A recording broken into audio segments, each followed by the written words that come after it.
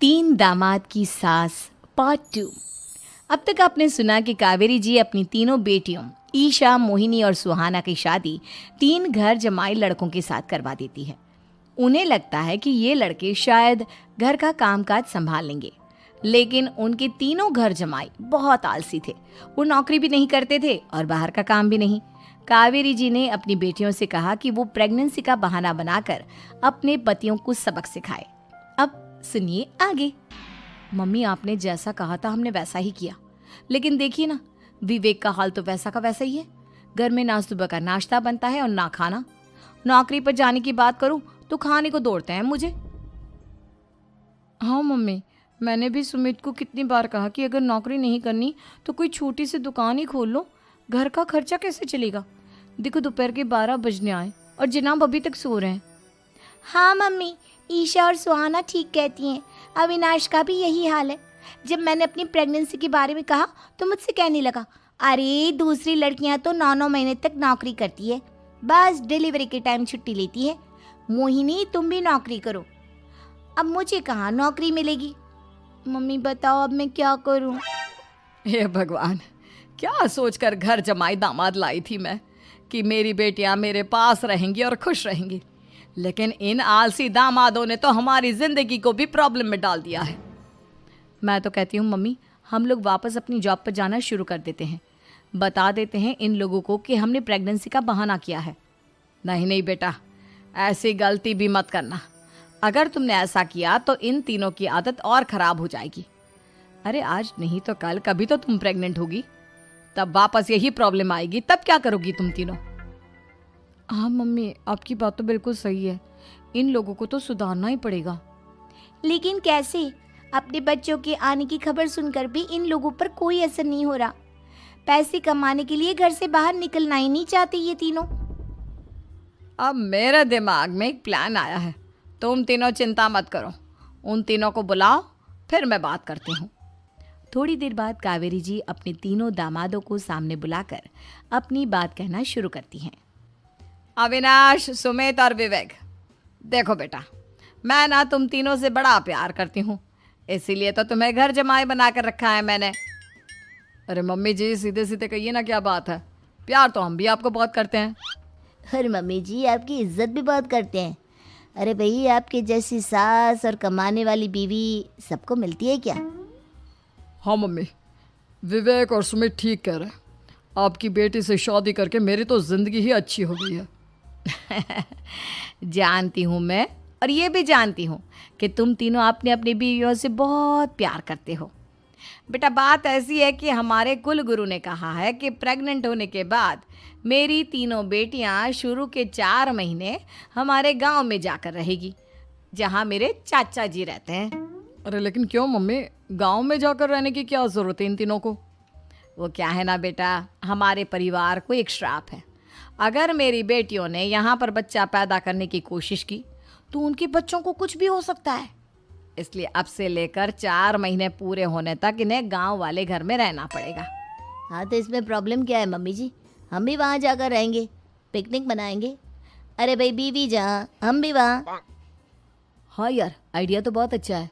शहर की ज़िंदगी में रह रहकर परेशान हो चुके हैं, अब कुछ दिन गांव में बिताएंगे। तुम लोग समझने की कोशिश क्यों नहीं करते। तुम में से कोई भी वहाँ नहीं जा सकता, और मैं यहाँ रहूँगी ना तुम तीनों के साथ। 4 महीने की तो बात है, उसके बाद ये तीनों ही लौट कर आ जाएंगी। ठीक है मम्मी जी, अब हमारे बच्चों का सवाल है तो ये तो करना ही पड़ेगा। कावेरी अपनी तीनों बेटियों को कुछ दिन के लिए घर से बाहर कहीं दूसरे शहर में रहने के लिए भेज देती है। कुछ दिनों के बाद, अरे मम्मी जी, बहुत दिन से पिज्ज़ा नहीं खाया, मंगवाइए ना। क्या बताऊं बेटा, पहले तो बेटियां खर्चा दे देती थी क्योंकि उनकी नौकरी थी, लेकिन अब तो मेरे पास पैसे ही नहीं बचे। थोड़े बहुत पैसे हैं जो बच्चों की डिलीवरी में काम आएंगे। लेकिन मम्मी जी, आपकी बेटियों को वापस आने में तो अभी बहुत वक्त बाकी है। वही सोच सोच कर परेशान हो रही हूँ। सोच रही हूँ कल से दूध भी बंद करवा देती हूँ। अब दूध वाले को देने के लिए पैसे भी तो नहीं है ना। अरे नहीं नहीं मम्मी जी, अगर दूध भी बंद करवा दोगी तो मुझे चाय कहाँ से मिलेगी? और चाय के बिना मैं तो मर ही जाऊंगा। क्या करूं बेटा, इसके अलावा हमारे पास कोई ऑप्शन नहीं है, मेरे पास पैसे ही नहीं बचे। इस तरह कावेरी जी धीरे धीरे अपने तीनों दामादों को पैसे देना बंद कर देती हैं और घर में खाने पीने की चीजें लाना भी बंद कर देती है। अब वो तीनों बुरी तरह से परेशान होने लगे थे और इसलिए एक दिन तीनों प्लान करके घर से बाहर निकलते हैं और बाजार में जाने के बाद यार अच्छा खाना खाए हुए कितने दिन हो गए, पता नहीं कब अच्छा खाना मिलेगा। हमारी बीवियों के जाने के बाद तो हमारी हालत भिखारियों जैसी हो गई है यार। कुछ भी हो, मुझे तो आज पिज्ज़ा खाना ही खाना है। जेब में 1 रुपया नहीं और पिज्जा खाएगा, कहाँ से आएंगे पैसे? अरे देख वहाँ सामने बोर्ड पर क्या लिखा हुआ है, कंप्यूटर पर काम करने के लिए एक आदमी की आवश्यकता है। भाई मैं तो जा रहा हूँ, काम करूँगा और शाम तक पैसे लाकर आराम से पिज्ज़ा खाऊंगा। जा जा, तुझे कोई काम नहीं देने वाला, हम तो घर जा रहे हैं। चल भाई सुमित। सुमित और अविनाश वहाँ से चले जाते हैं और विवेक उस कंप्यूटर शॉप पर सारा दिन काम करके 5,000 रुपये कमा कर घर लौट कर आता है और अपने खाने के लिए अच्छी अच्छी चीज़ें भी लेकर आता है। ये देखकर विवेक और सुमित के दिल में भी कुछ पैसे कमाने की इच्छा जागती है। अरे सुबह सुबह कहाँ चल दिए तुम? मम्मी जी एक बहुत अच्छी जगह मिली है, कंप्यूटर पर काम करने के 5,000 मिले थे कल मुझे। अगर रोज़ काम करूँगा तो पूरे 40,000 की तनख्वाह। अरे वाह, ये तो बहुत अच्छी बात है दामाद जी, आपको जाना ही चाहिए। सुमित और अविनाश विवेक को इस तरह तरक्की करते देखकर परेशान हो जाते हैं और वो दोनों भी काम की तलाश में निकल पड़ते हैं। धीरे धीरे उन दोनों को भी काम मिल जाता है। अब कावेरी के तीनों दामाद छोटी मोटी नौकरी करके अच्छा पैसा कमाने लगे थे। एक दिन कावेरी उन्हें अपने पास बुलाती हैं। अरे वाह, विवेक 40,000 कमा लेता है, अविनाश 60,000 और सुमित तुम भी 40,000 के आसपास कमा ही लेते हो। कुल मिलाकर तुम अच्छे खासे पैसे कमा रहे हो बेटा। हाँ मम्मी जी, बहुत मज़ा आता है जब महीने के एंड में मोटी रकम हाथ में आती है। पूछिए मत मम्मी जी, घर में रहकर रोटी बना बना कर और तो जैसा महसूस होने लगा था मुझे तो।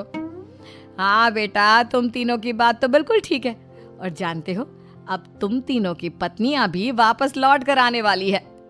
लेकिन मम्मी जी अभी तो उन्हें गए सिर्फ 2 महीने हुए हैं, आपने तो कहा था वो 4 महीने के बाद लौट कर आएंगी।